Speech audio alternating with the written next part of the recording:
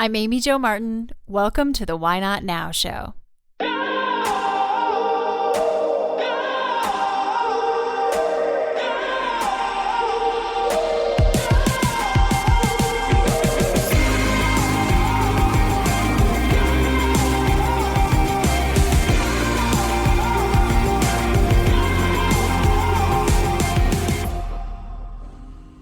You know that thing you've been thinking about doing?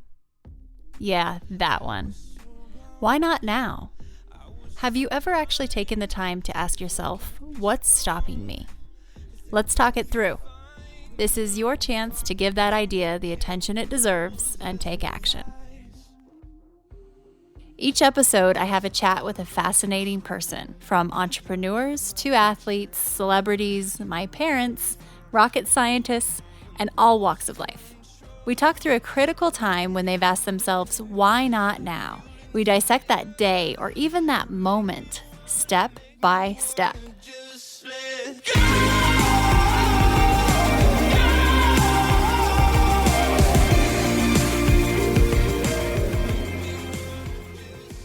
Today on the show, we have Maureen Sherry.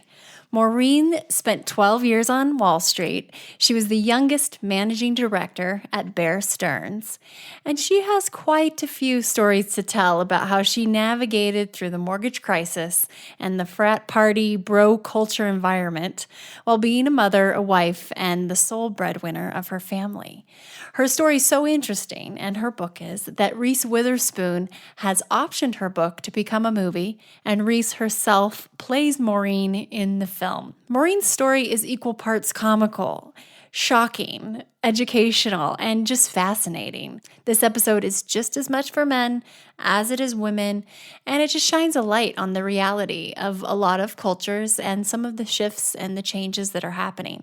Maureen has been hired by many of the investment banks on Wall Street to come in and share her story, which is a pretty promising sign that there are some changes on the horizon. I look forward to hearing your feedback. Before we get started, I want to fill you in on something that's made a big difference in my life, and that's Headspace. I'm grateful to have them as a sponsor of this episode. Headspace is a guided meditation app that I've been using for the past couple of months, and it's the first time I've ever been able to meditate consistently. I've tried to adopt various forms of mindfulness off and on for the past 10 plus years, and this is the first time something has actually stuck. And call it what you want, meditation, mindfulness. Sometimes I just call it my ready, set, pause or adult timeout. It takes 10 minutes each day, and it's helped me quiet my mind. My aunt used to say, don't let anything rent space in your head for free. That's valuable real estate. Well, Headspace allows me to become a much better landlord of my thoughts and self-talk, which is a big one for me. You can go to headspace.com/why not now for a free 10-day trial. And if you stick around to the end of the show, I'll tell you how you can get a month for free.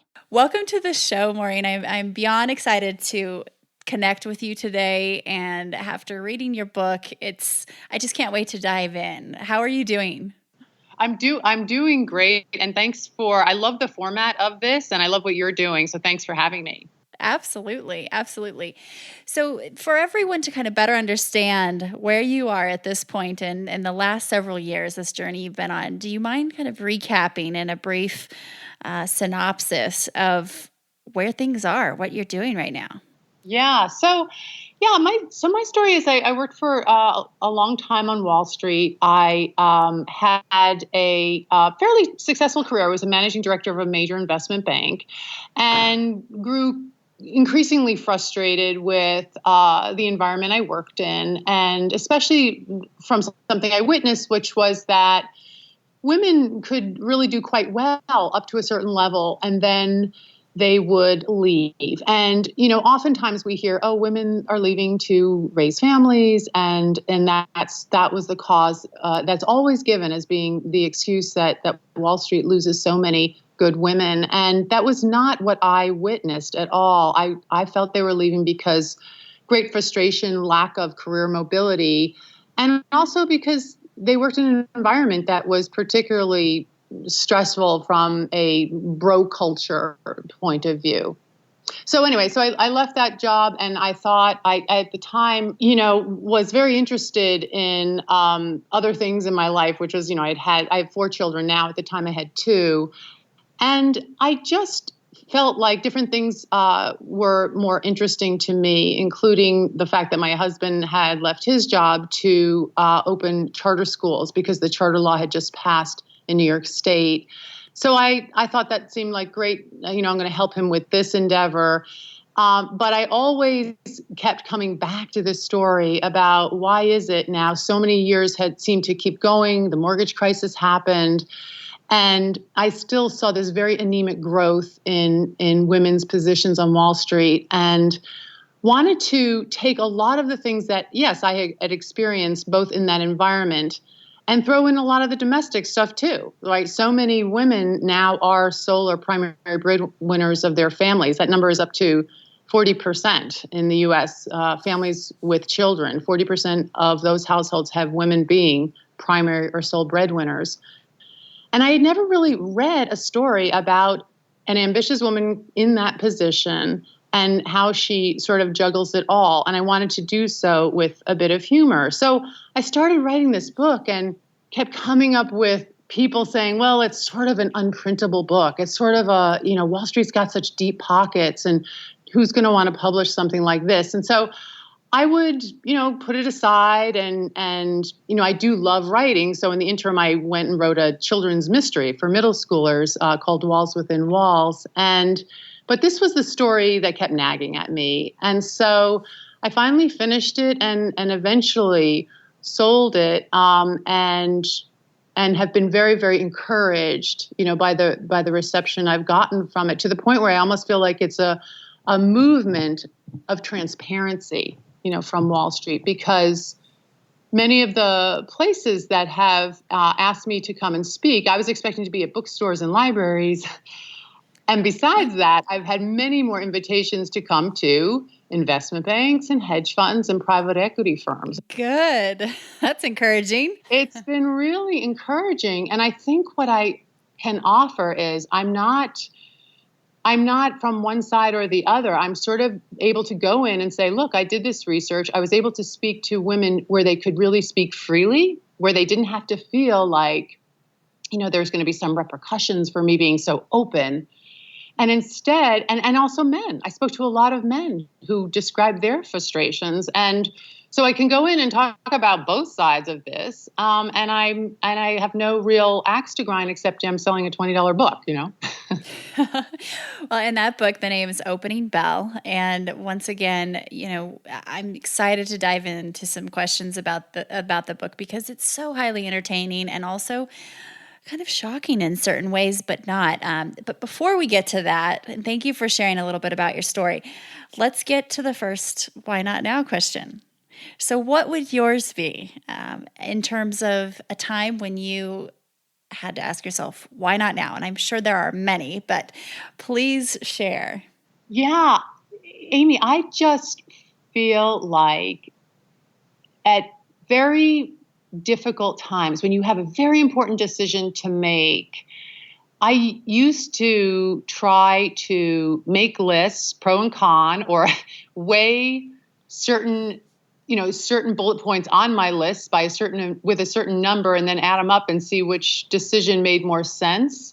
But I will say that in every one of my big decisions, I really had to just sort of throw out the list and go inside and make it a gut decision. And oftentimes those decisions weren't the most practical. There aren't any of them that I've really looked back on and regretted. So going to the earliest part of my career, I have to say, right out of college, I could have gone to a more mainstream job, being in a investment banking program, where your career is sort of very methodically laid out for you, and you're with a lot of people your age, and you're going to be in New York City, and that sounds great. Or I had this opportunity to go and work for a very tiny money management firm on the West Coast, where I would get to live in suburban San Francisco and have no friends and not be in any sort of formal training.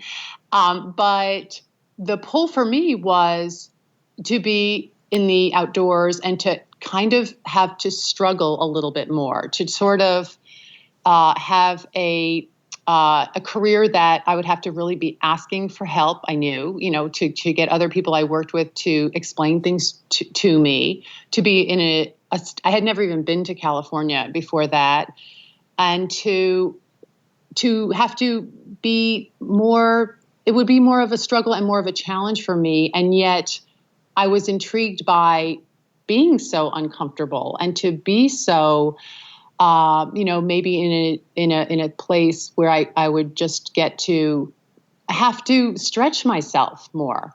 So getting back to the original question, being brave is always something that I just try to even say to myself, is this a time where I should just be brave and let go and let's see what happens? Because so many of our decisions in life are reversible. It's not like you will never have a great job opportunity again if you don't take this particular one. Mm-hmm. Yeah. And so I think that helped me. So yeah, I moved to the West Coast and for 2 years lived like a hermit because I had to work East Coast hours on the West Coast. So I had to be at work at 4:30 in the morning. Market's open and you've got that. Yeah. That's right. The market's open and everyone I worked with, was older and had children. So I had no friends and I do like people. So that was also a challenge, but I got very introspective in that time. I, spent a lot of time alone and thought a lot about, what I wanted to do next, and also was forced to learn things on my own and to think more deeply about things. And I look back very fondly now at that time of life. That's a common theme I'm hearing from guests as far as kind of craving that struggle, almost wanting to intentionally put ourselves into positions where we know we have to get comfortable with being uncomfortable, kind of practicing almost. And that's interesting that you mentioned that. And then also the pro and con list versus gut. How many times we all do that where we're making this list. In one case, I remember even making an Excel spreadsheet with a friend who had a big decision to make. And it was this matrix and we had formulas and financials, but also this kind of rating system of risk and so on and so forth. And then we ended up going on a walk later. And I said, you really just want to do this, right? And go this route and make this decision. And she said, yeah. I said, okay, let's forget about the matrix then. At least we went through the process. Delete that spreadsheet. Yeah. I feel like, I do think our subconscious sometimes just knows what we want to do and we battle with that. And so, letting go a little bit. I do have friends too who micromanage certain things in their life. And I think it leads to great unhappiness because on paper they're seeing, well, this should have been the sum of the event. This should have been what happened afterward. And if it doesn't work out exactly as that Excel spreadsheet, led you to, then there's great frustration. Whereas if you go with things a little bit more, I think it's positive. Yeah, absolutely. Absolutely. And when you decided to write this book, and for listeners who maybe haven't read the book or are thinking about it, it's so entertaining and also very revealing. There are times when you really show a glimpse behind the curtain of what went on the trading floor and kind of what your experience was. What was that moment like when you decided to write it? Because I've read a little bit about there wasn't a non-disclosure agreement. Is that correct? That's right. And okay. So when I left, I was asked to sign a non-disclosure, and the wink wink of that is that you're going to accept a check. And so I remember saying to the person that I was handed this non-disclosure from, why would I sign this? What do you think I would say about this place that would be so negative? Because there was no climax. There was no like big scene where I said, oh, I'm quitting. It was more just like this ebb of discontent and, kind of lack of passion for the job anymore, when I felt like so much of my future had been sort of decided for me once I became a mom. And I saw this not just for me, but for the women who surrounded me. And so it was a little bit, hard to not accept that check. But I just I said to her, this woman, I said, well, and how by me accepting this money, does it help women coming behind me? And so we sort of left it at that. And then even after I left, my fax machine would wake up in the middle of the night back when we had fax machines, and it would be a sweetened offer. And so I didn't leave with the intention of writing a book. I just left with I don't know, an intention of some higher ground on this whole thing. And so I went to graduate school then to receive an MFA. And I just started writing short, like nonfiction essays about work and about the environment I worked in. And one professor turned to me one day and said, Maureen, this is highly entertaining, but this is a nonfiction class. And I said, well, this is nonfiction. And it just sort of underscored to me how hyperbarically sealed Wall Street is. And a lot of it has to do with the law. You sign an arbitration agreement when you start working on Wall Street. And that just says if you ever have an issue with the firm, you settle it in-house. And that's why these stories have been untold for so long. And because people like me, generally there's a check exchanged, a non-disclosure is signed, and that's the end of it. So I thought I had a unique opportunity because of that. And also, I didn't want to write it. I thought about doing it as complete nonfiction, but my intention was never to get anybody in trouble or to name names. It was more to just speak about an industry as a whole, an industry that I think can actually do quite a lot of good in the world and helps businesses every day, but because of all the secrecy, has a lot of things that go on that shouldn't go on. So I'm a big fan of making things more transparent, and this book was a way to do that.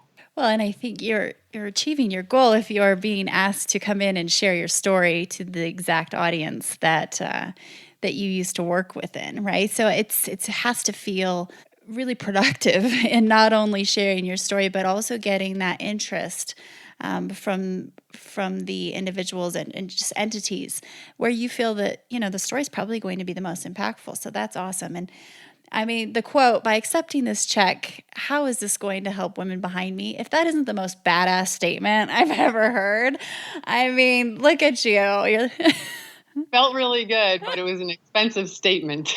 It was expensive, but I think is it in your Twitter bio that says sometimes the cost of money is too much? Yes. That's really kind of a mirror of that statement. And it's amazing what you've done here. And it's so important to tell your story. And it's not just for, like you said, hey, calling people out, this and that. It's more of just, hey, if we can be more open and generate more awareness about these things that are going on, that always have been going on, then we can evolve and shift them and accelerate that process of women breaking through. And thank you. So I just can't thank you enough. You're welcome. But I also feel like, there are many other women who are doing great things in this area also. And so I feel like, also opening up the dialogue about women and financial literacy. I just want to cry when I see that so many more women than men retire into poverty, or,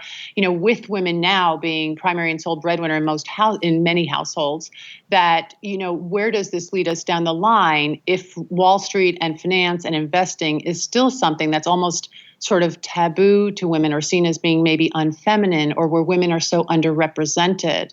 So my hope is that this is just one little cog in a wheel of a movement towards greater transparency in finance and for more literacy for all people. Like, so many financial instruments are needlessly complicated, I think. So many women who are completely bright and hardworking, don't know how to invest or where to even start. Hopefully a kind of user-friendly book that doesn't really get into too much of the detail of it is just another way for them to familiarize themselves with this.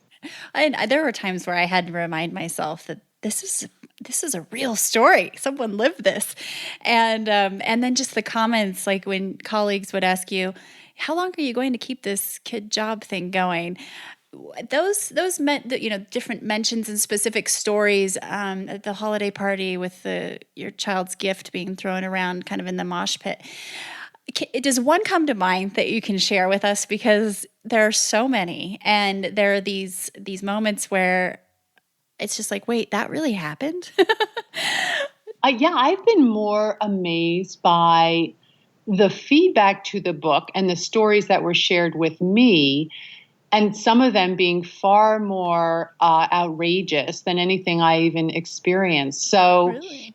there's one group of people who say, "Oh, that was never our experience," and I'm happy for them, because I do think it is a culture at certain places of work versus others. But I realize that with the feedback that other women experienced completely crazy situations, and because of job security, never had a place to speak up about it. And so hearing their stories really sort of empowered me. So to your question, though, there were some things deleted from the book that were very upsetting, and my editor felt you wanted to see that story through because it was so almost distracting to the storyline. And there were things like the trading floor, it had a stuffed animal. It was a beaver that had, sexual connotation to it. And whoever had like a very large trade, the beaver would go flying over women's heads to land in the desk of whomever had this big win. And it would sort of sit there as a trophy, if you will. And, is it harassment? No. Is it like a fraternity house? Yes. And so then the question is, do you feel like you're on the outside looking in if that's where you work? Like, how are you ever going to succeed when you're not even part of the core group there? Not that you particularly want to be. So, but, and as far as other stories go, there were a lot of stories that were shared with me about, hotel rooms, keys showing up on women's desks, and with the implication that it could mean, a help in their job or things like that. So these are many things too that, I also wondered, like, is this book dated? My experience is a decade old. And when I went around to interview women who have the job that, I had, I felt like, I can't believe this story still rings true today. That's something I've thought a lot about too in reading this and then preparing to speak with you.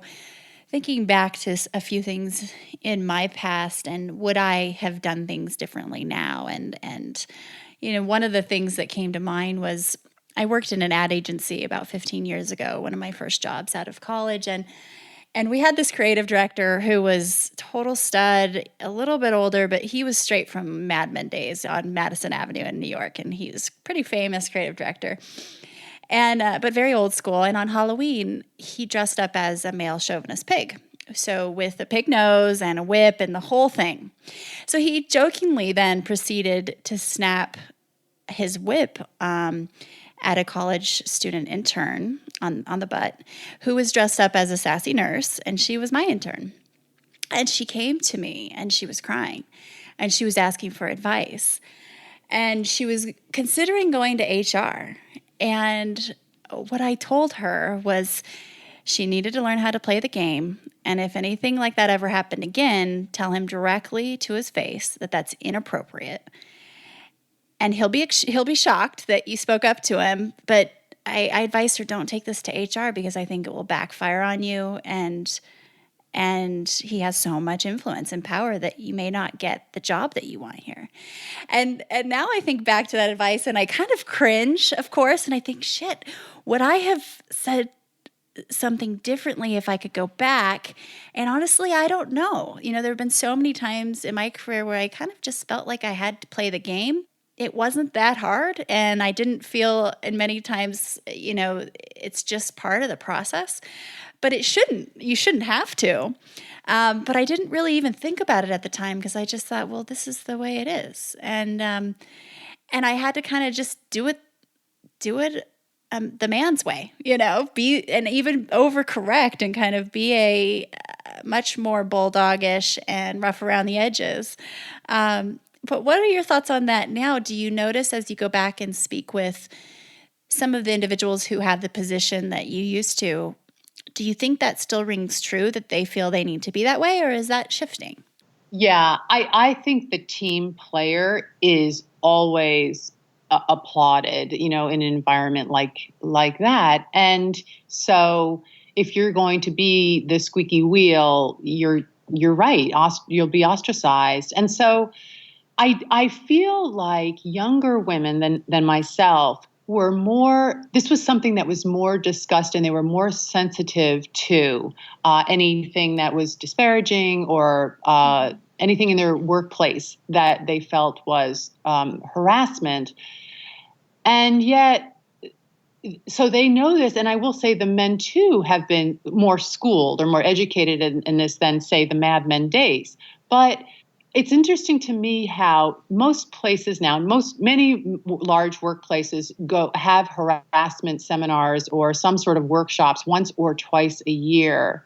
It's just kind of amazing to me that it does still exist at all, because it's not like something that, your male chauvinist pig example had not, he wasn't coming out of left field. He knew on some level that it was not right for him to behave that way. And yet it still happens. And I think it does happen because he feels quite powerful. He probably brought a lot of money into your ad agency, so that he feels a little bit empowered. He's a big shot and she's a lowly intern. And so I do think it still happens. I think it's more covert maybe than it used to be. I got great examples from an arbitration lawyer who was able to share the details of several cases that he represents. And I think your intern's experience were very, very, very common. And I think that many women like yourself, and I have to admit myself too, would have given the same advice. If you want to stay here, if you want to do well here, you kind of have to just suck it up.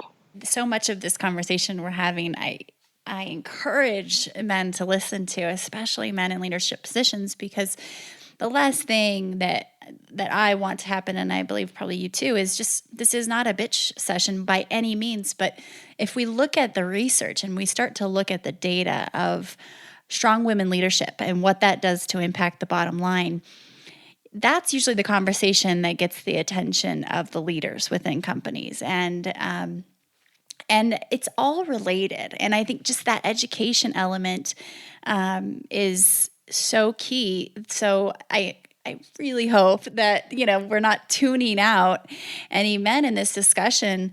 But I fear that these type of conversations make that happen. Yeah. Before we were speaking about transparency, I would just say another thing that I would have added to the intern is, could she go speak to him? Could she say something? I had an example where a woman who worked for me got upset because our trading floor was quite cold. And so she was wearing, I guess, like a silky blouse, and he felt he dropped some Band-Aids on her desk with the implication that she should put these, over her bra so that it wouldn't be obvious to him that she was cold. Wow. I know. So she too came to me and said, I'm going to HR. I want to complain about him. And I said, you turn right around and say to him, you should never speak like that. That really makes me feel like the smaller person. And when she called him on it, he did change and he apologized. Mm-hmm. And I felt like she got some respect then from him, because she didn't go and complain and fill out paperwork on him. And I think he, was he sort of spanked in a way or punished? In a way, he was, instead of getting angry at her, I think he felt grateful that she brought it to his attention. And she earned respect, I'm sure, from him. Respect. And I like the idea of a more junior person saying to, like in your situation, the big boss, an intern speaking up to him and saying, it's just not how it works anymore. And really, it made me feel terrible. So. Yeah, absolutely. And if anything, I think that's a key point to take away from from that experience. And so let's talk a little bit about where this story and this book is headed, and Reese Witherspoon. What is the future? Is this going to be made into a movie, or is it already? What's the situation there? So, before the book came out, my agent was able to get it onto Reese Witherspoon's desk. And as you know, she and her business partner, Bruna Papandrea, have a production company, Pacific Standard. And they've made some really great films where women are kind of strong. They can be quirky and imperfect, but it takes you into their lives and helps you to understand their lives better. And they did it with Gone Girl and Wild. And so they read it, and she apparently liked it very much. And so she optioned it. And now another thing that usually an author, if they were to be so fortunate as to sell a book, that's sort of the end of the conversation. But I feel really fortunate. The writer, who is from Warner Brothers, has been in touch quite often and really feels they want to get the story right. And so I think that that's just a very exciting thing, that there could possibly be, a movie that does bring this to this story to the big screen and really tries to keep it accurate and not maybe sensational like The Wolf of Wall Street or something that's just so out there that you think, oh, could this ever really happen? So I don't know if it will be in fact a movie, but it's sure looking really good because we've had a number of meetings and the writers come to New York several times. And in fact, we're meeting later today to go over some things because he's in the final pass of a script. So it looks good and it's really exciting. And I can't think of a more perfect person to play Belle than Reese. Absolutely. That's very exciting to me too, just having read the book and knowing how powerful that story could be on the big screen and just reach more people. So congrats on that. That's pretty exciting. You are a busy woman, right? You obviously have a career that just doesn't stop, and that's probably based more on your personality and you're constantly challenging yourself, but also a family. How do you keep your mind healthy? So I love sports, and so I do exercise every day, and I think that helps a lot. I have a very strong Catholic faith, and I think that also has tempered, I've been exposed, frankly, to a world of great excess. And I think it really helps keep me grounded and focused on the things that I want to do. And so the things I care most deeply about, yes, my family, very, very much so. The environment, which I've been fortunate enough to be on a few boards directly related to sustainability and improving the environment, and then anything to do with, impoverished women and children. And so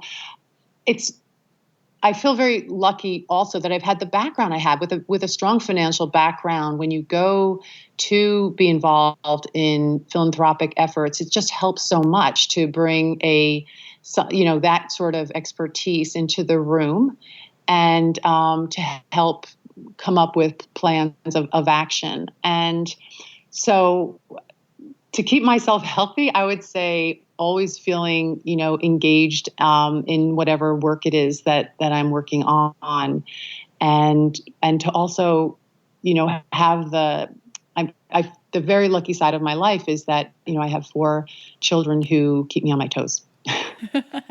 Absolutely, which it's fun to have that part of your life really thread through the book and your story, and the impact that your career has had on your personal relationships and that storyline as well.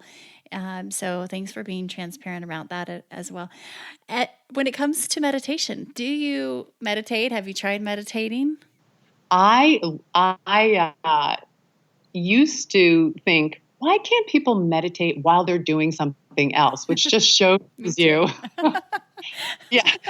While I walk, while I run, same.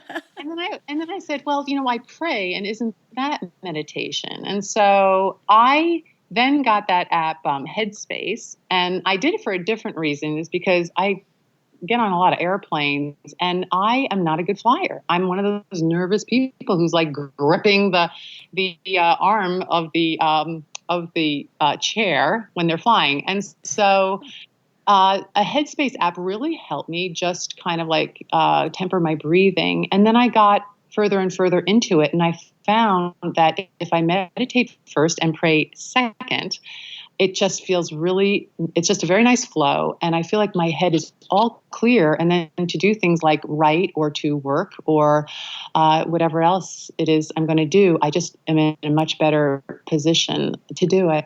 That's great to hear. I use the Headspace app as well. Every day I consistently, for the first time ever, meditating on a regular basis, and it's really helped me. But I was similar in terms of thinking, well, I like to listen to audiobooks and run. I like to, meditate using air quotes here, while exercising, but it really has made a difference when I don't try to multitask it.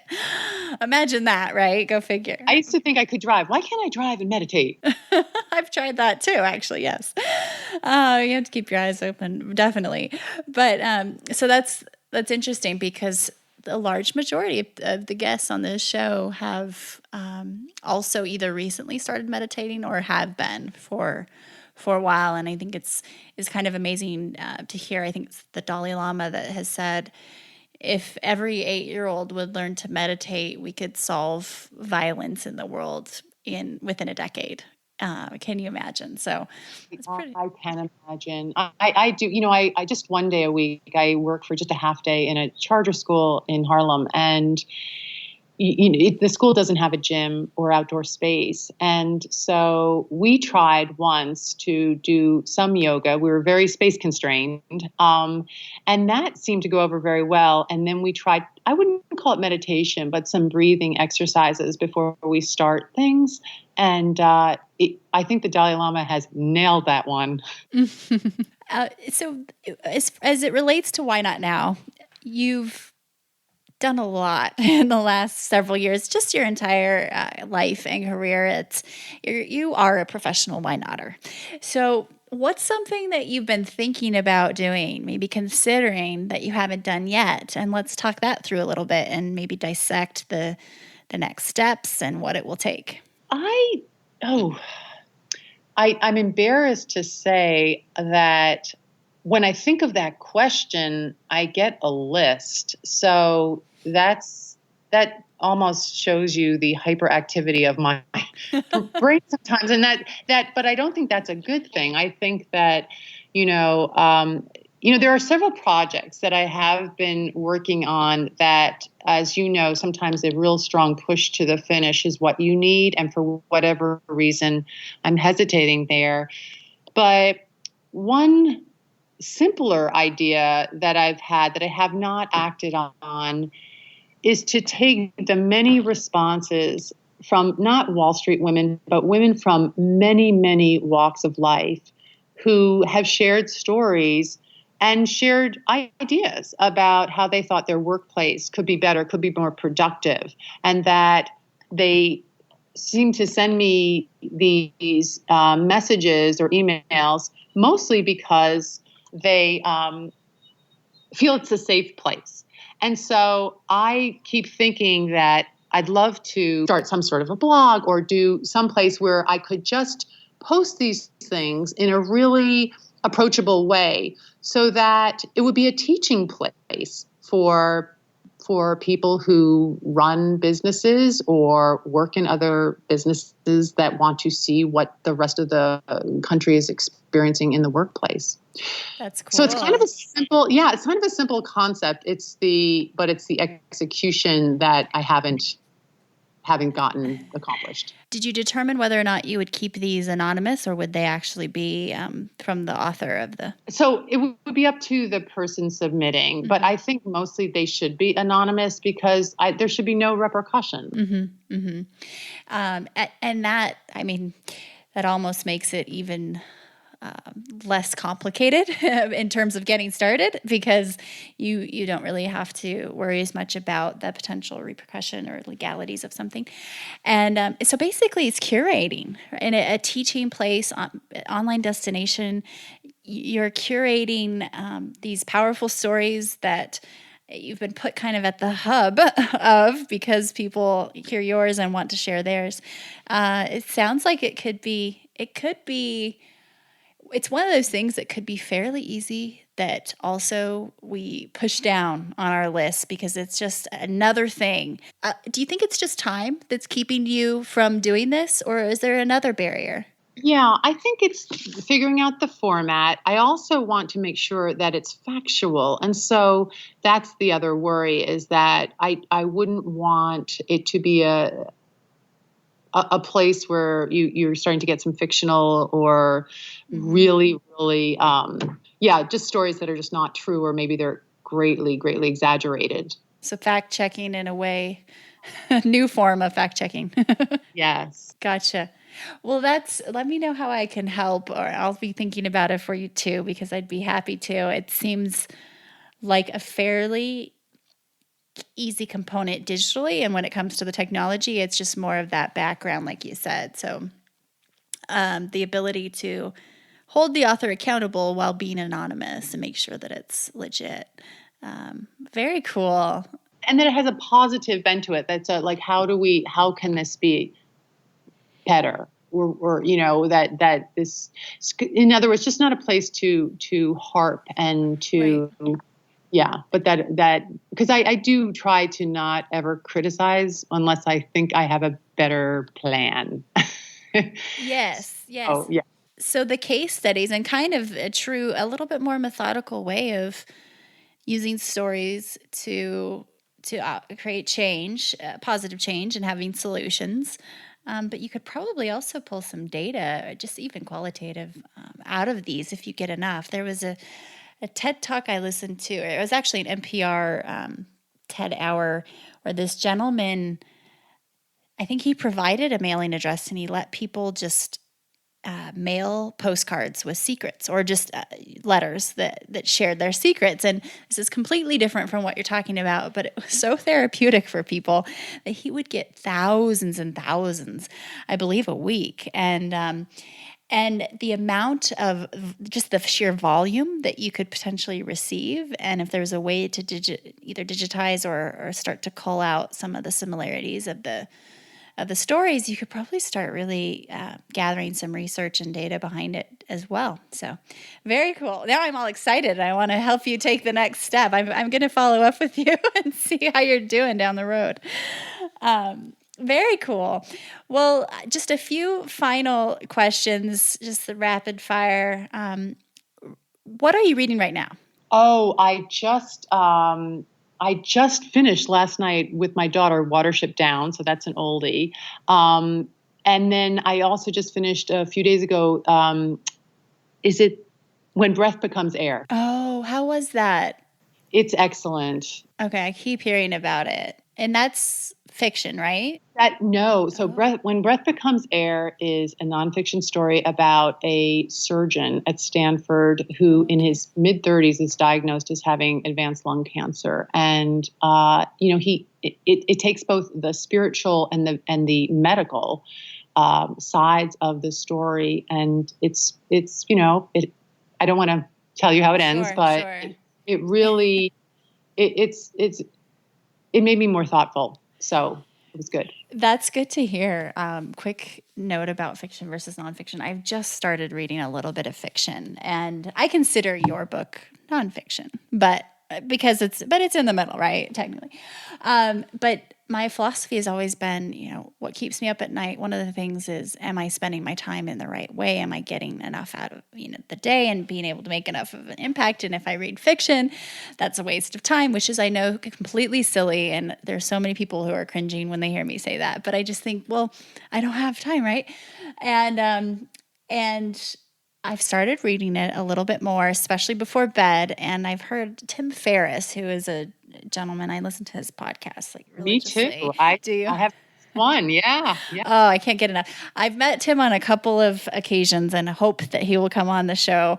But he's just done such a great job with this podcast. But one of the things he recently said was fiction may help cure insomnia. So don't read nonfiction before bed, but fiction. So that's an interesting little tidbit. But also, when breath becomes air, these types of stories just feel, the biographies or memoirs just feel more story related and telling. Sometimes I've just had enough with the business books, Yeah. Or I like to, even in my children's mysteries, I write, I like to write where I throw in a lot of factual information in a made up story. It's sort of an easier way to learn and yet have a good story in there too. It seems that that's becoming a bit of a prerequisite for entertainment and kind of edutainment, as I call it, education and entertainment. Okay, and what keeps you up at night? Whew, keeps me up at night. Wow. Okay, mostly it's children, parents' health, that sort of stuff, and the passage of time, and making sure, I'm really using all of the talents that I've been given in the most, useful way. And that, one of the wonderful benefits of getting a little bit older and being financially secure is you think a lot about impact, especially impact on people who have so much less than you. And so I do think a lot about that and legacy and that sort of stuff. Time just keeps going. Huge. And that's a key reason why I started the Why Not Now show, because of that time, that just obsession that I've always had with time and now. I will often say to a friend where I feel like, sometimes your friend knows what the right thing to do is, and you know it too. And for whatever reason, they're dragging their feet. Mm-hmm. And I think when they say, oh, it's just not the right time, that's also a way of saying, I'm never really going to do it. I just don't have the bravery and so I will call people on that and including myself. I'll say, listen, I'm not sure we're going to get another chance or get this time back again. And so taking that trip or making that jump in your career or taking time off, whatever it would be, now is probably the right time. That is so great and valuable. I love that. It's almost a decoder. So if you hear people say, and even yourself, it's just not the right time, that could be kind of a translation to, am I not being brave enough right now? So maybe ask that question. Or do I really want that thing that I say I want? Right. Just to check yourself, a little bit of a litmus test. And pirates or ninjas, which is tougher? Pirates or ninjas? I would say pirates. Thank you. I'm a pirate person too, and I also believe they have more fun, but historically a lot of people say ninjas. Lately I've been getting more pirates. And why do you think that? Because this is a very important question, Maureen. I mean, I'm just reacting to what I think of those two groups. And so pirates, I feel that there's some, I don't know, pillaging and raw bravery. And with ninjas, it's just sort of nimbleness and I don't know. That's good. That's good. We'll go with that for sure. Final question. What advice would you give to your younger self? I would say to my younger self to not take myself so seriously at such, an early stage, and that taking chances are, it's so cliche, but it's good to take chances. It's also good to make yourself uncomfortable. It's also good to do the thing that is weighing on your mind when you wake up in the morning. Do that thing first. Sometimes it could be a phone call that you've been putting off, or it could be just something so, mundane, like I really have to call so-and-so and I don't really want to pick up the phone and do it. And I find that if you do that, you just clear some space in your head and you feel a little bit elevated. Thank you so much for your time. Like I said, I am thrilled to get the chance to connect with you, and I hope we can stay in touch for sure. I'll let you know when I am in New York, and Good. And hopefully we can meet in person. Terrific. I'd love it too. And best of luck with what you're doing. I think it's terrific. Thank you so much.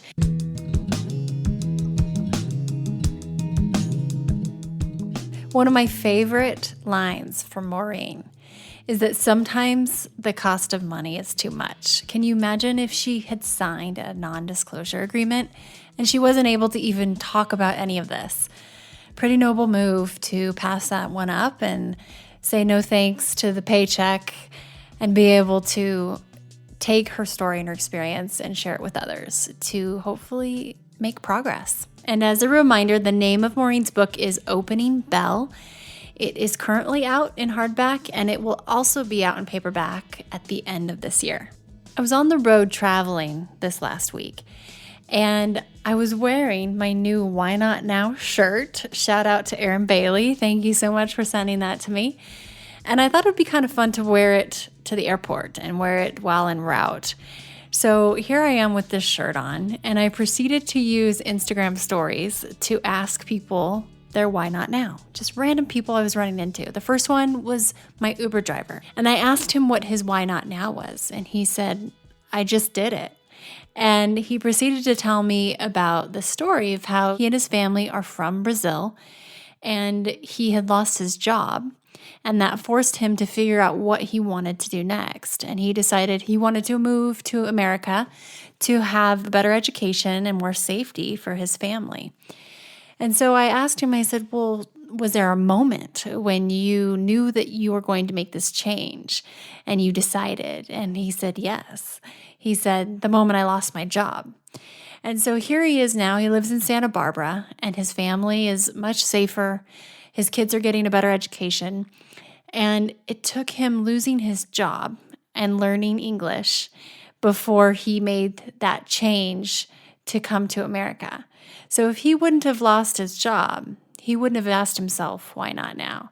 And I think it's just such a great point of, in many cases, our why not now is sparked from what could be perceived as something negative and actually turns out to be something extremely positive. So I thought that was pretty cool. Follow along my Instagram stories if you want to see more of these. I've been doing more.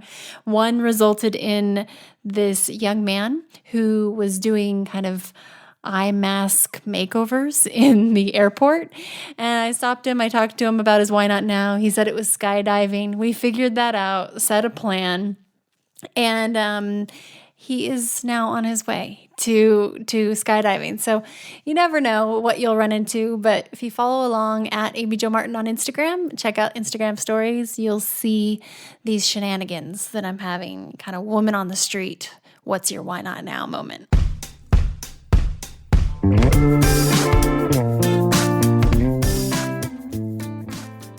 I want to hear what your why not now is. Please share it with me on Twitter, Instagram, or Facebook at Amy Jo Martin. I'll send a signed copy of my New York Times best-selling book, Renegades Write the Rules, to the first 200 people who listen, rate, and leave an honest review of the podcast in iTunes. And you'll also get a free month subscription from our friends at Headspace. This is only available to Why Not Now listeners. Once you've left a rating and review on iTunes, just email your iTunes handle name and your mailing address to whynotnow@amyjomartin.com, and we'll get your package in the mail to you. For detailed show notes, head to amyjomartin.com/whynotnow. That's where you'll find links to things we discussed on the show, special offers, and how you can keep in touch with guests. Hat tip to my buddies Ash and Devin at Rock Salt Music for our tunes today. You just listened to the talented John Coggins in Let's Go and Let It Ride. And a jump high five to my talented husband, Richard Greer, for producing the show and being patient with me. See you next time. Until then, why not now?